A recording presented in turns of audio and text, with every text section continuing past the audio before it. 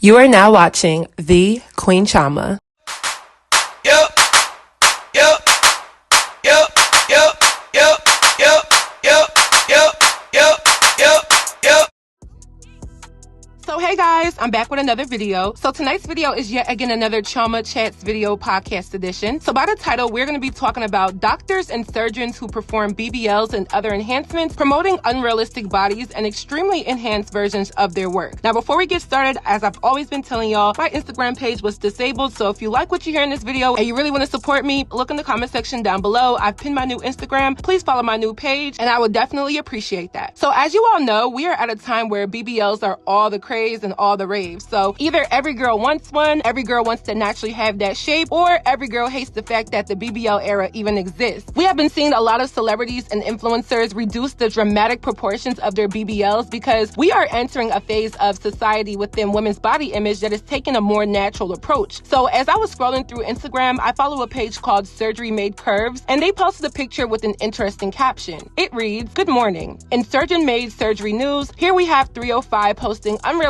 results. Here's the thing, her actual pictures and videos with no Photoshop still look awesome. She had a great foundation and the work was well done. The need to post such a Photoshopped image is 100% misleading and imposes unrealistic expectations for us. But that's just my opinion." So I recently followed this page and they basically showcase before and after pictures of your favorite Instagram girls, celebrities, and everyday people in their transformations through surgery. It's actually more informative than it is an attempt to expose anybody. I think a lot of people think that showcasing before and after pictures of someone's enhancement is basking spite, negativity, and malicious intent, when sometimes it's really just to showcase the work of some people, the surgeon's expertise, and if you have a natural interest in stuff like this, it's interesting to look at. Like, I find a lot of this stuff very interesting. So lately, I've been seeing a lot more content about body enhancements, and I do find it very weird that a lot of surgeons are promoting their work with filters and or Photoshop. Like, that is the most toxic thing I've ever heard. How can you be a plastic surgeon who is certified to do implants, fat transfers, liposuction, BBLs, and the whole 9 yards, but you still edit your work when you go to showcase what you can do? Or even if they're not the ones editing it, you're reposting obviously edited photos of your client. You don't own the rights to the post-op photos, and even so, if you know it's enhanced, as a medical professional, it's very detrimental to post pictures of photoshopped results. So I've broken my video down into 2 overall main talking points, so let's get right into this video. So point number 1 is doctors are to blame as well. So I feel like a lot of times when we talk about this topic, we talk about how social media, women who are influencers, and the lack of self-esteem from many young women in society play a role in why people are getting surgery. But I feel like we also neglect the fact that doctors and surgeons also play a role in this as well. I mean, they are the ones who are executing the work, and they're the ones who are also promoting this culture. And I'm not necessarily mad at them because they have a job to do and people willingly choose to go to these doctors, but I definitely think that they've also manipulated the way how people see plastic surgery. I feel like back in the day, plastic surgery was an exclusive thing for celebrities and high-end people who could afford it, and doctors withheld some form of exclusivity and prestige to perform work on higher-end clients. But nowadays, there's been a shift in which the average working-class woman can afford to get plastic surgery, and doctors have no hesitation in collecting their coin and their clientele. I don't think everyone in the world of medicine is 110% full of morals, integrity, honesty, and have the desire to help all patients. Like, I definitely think the majority of doctors follow that and want the best for their clients' health, but we can't ignore the small percentage of doctors who are here to collect coins and will use manipulative tactics to pull more clients. I was watching a YouTube video on the Jubilee channel, and it was comparing people who have gotten plastic surgery and people who are firmly against plastic surgery. And there was one girl on there who specifically talked about an experience where she went into a plastic surgeon's office for a consultation, and she left feeling so ugly and insecure about herself. She basically detailed how the doctor added onto her list of insecurities by suggesting for her to get additional work that she didn't inquire about. Basically, she went in for a consultation for a potential rhinoplasty, and the doctor started telling her all of these different things that she can do to make her whole entire face look better. And I find that to be very disingenuous as a medical professional because your client's desire and insecurity should not be your cash cow. I mean, these people are already getting paid a lot of money to do what they do because it's a very meticulous procedure and a very respected career field. I also looked at the comment section of the Instagram page in question, and there was another testimony about the doctor/office that did the work on the girl who influenced my video tonight. So an Instagram user says, I went to 305 and my doctor, not saying which one, bullied me and made me cry, telling me I have an angry face and kept trying to convince me to do a facelift and I'm only 24. They also refused to give me the pillow and faja included in my package, so I had to buy my own. And plus my body looks good, but not exactly how I want it to. My hips went away after 6 months and I didn't sit on my butt for the first 6 weeks. Could have went to DR for the money I paid. Now, it is definite that within the surge of BBL culture and plastic surgery, many doctors are taking advantage of young women. Like, that's just real. These women are lacking the common sense to understand that they don't have to get plastic surgery at such a young age, as well as young women who are overall insecure. So again, be careful and be aware of doctors who prey on insecurities of women to benefit their pockets, because I feel like this is another intangible side effect that people don't talk about when getting plastic surgery, and that is being deceived or being tricked into getting things that you may not need, may not want, and may not have even asked for. Earlier this year, I started getting microneedling treatments, and my doctor modified my treatment because she acknowledged that I have black skin, as well as that I'm only 24 years old. So because I'm young, she didn't do as deep as a needle treatment as she would for her older clients or her clients that have a different skin tone. And it really stood out to me because she really walked me through the process of my microneedling as well as my chemical peel to make sure that the procedure was adequate for me, but also kept me safe. But there are doctors out there that don't uphold that same integrity and will try to take advantage of your insecurity. Furthermore, even if they do deliver what was promised, they may use you as a means to attract other clientele and promote you in a way that may be disingenuous. I remember I used to receive emails from a plastic surgeon's office in Turkey that was willing to offer me free plastic surgery in exchange for a YouTube review. They also said I could invite another person to come with me for a discounted service, as if every young woman is dying to have a surgical procedure done. And as disgusting as I thought that was, I started to think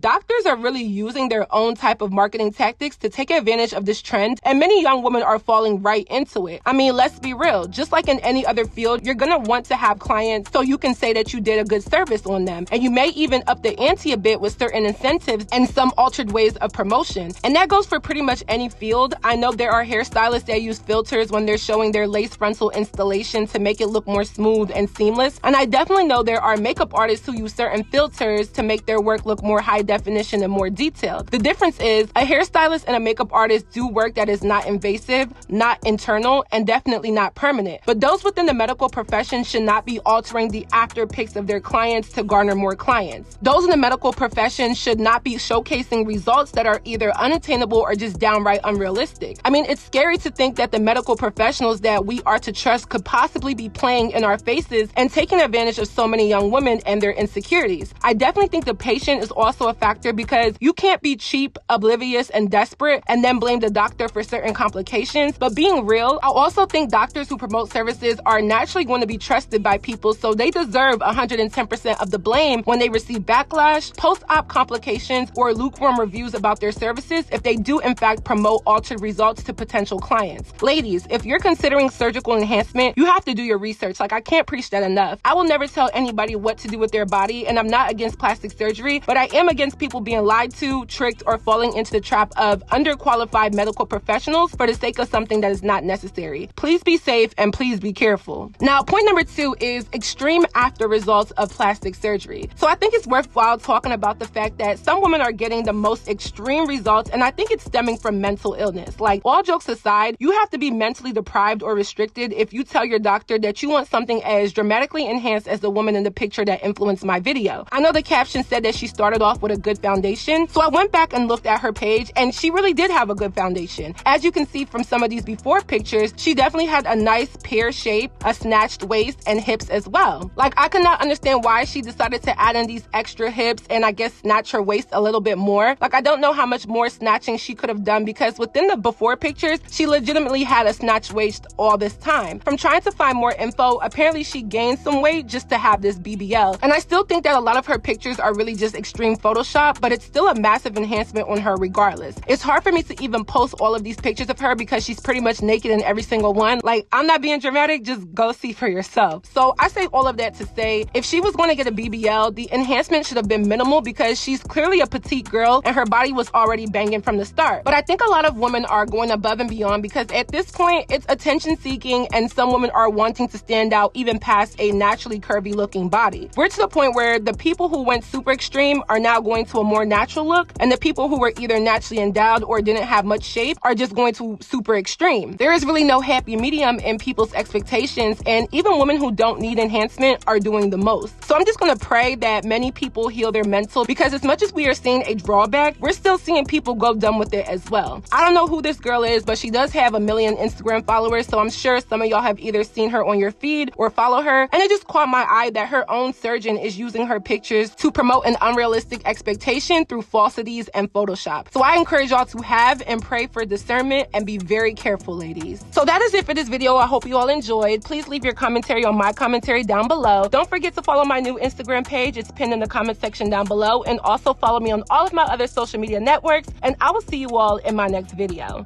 Bye, guys. Brown skin goddess, yeah, he telling me I'm heaven sent. 2 green stripes, 1 white, and it's evident. He say he wanted African, well, baby, don't be hesitant. But if I lose interest, I'ma still need 10%. And African girls when the world tell them represent it on for my brown skin girls, and it's nothing less. Darnie, yeah, bag playing checkers while I'm playing chess. Fuck with Queen Chioma, then you know you fucking with the best. I'm tall like a tiki, juicy like a kiwi. Bars graduated, they was telling me to free me. And yeah, he call me Chi-Chi, he grabbing on my Chi-Chis. Damn, what you mean with the team, green, white, green. I bounce to the beat, oh yeah. And that shit gonna be, oh yeah. Few bands for a feature, so my money know they spoil. Chioma, I'm hot, I bring water to a boil.